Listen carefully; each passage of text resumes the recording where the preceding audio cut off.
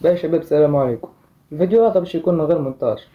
انا اللي كمله راهو عنده تركيز جيد نوعا ما، على خاطر في الجيل الجديد برشا ناس ما يقدوش يكملوا حتى دقيقة كاملة من الفيديو، على خاطر تعودوا على المحتوى القصير لين تركيزهم يتدمر. لذا الفيديو هذا برك للمشتركين. وشني فكرة الفيديو هذا؟ فكرة الفيديو هذا اني نحكي لكم على روحي، خاطر بديتوا تتبعوا فيا ومتعرفوش عليا حتى شيء تقريبا. أنا إنسان اسمي هاشم، محتواي موجه للتوانسة، عمري 15 16، وباش نولي يوتيوبر مشهور. وعندي زاد تيك توك، مش نداري يظهر يحطه في البايو تاع قناتي، ما يظهر تنحيه، ما نعرفش تنشوف.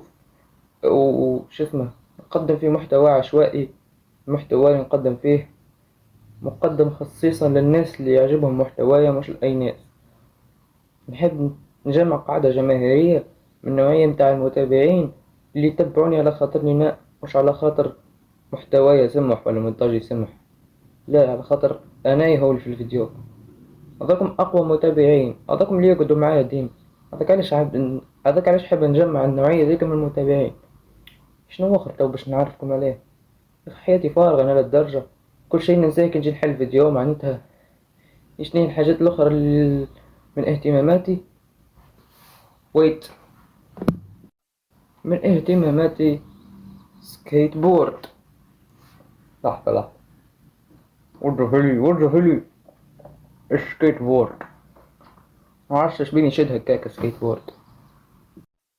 وطبعا شباب، حطيت شوية مونتاج في الفيديو. مش داري علاش، هو داري علاش ما تبداش تتمني كاش ما خاطر الفيديو يحبس أكثر من مرة. اضطريت نحط اللقطات ورا بعضهم، فيعتبر مونتاج نوعا ما، شوية مونتاج يتسمى. فهنا وهنا، فهنا وفا، لا حول ولا قوة إلا بالله. فلهنا وفا فيديوهنا، وباي. Get out!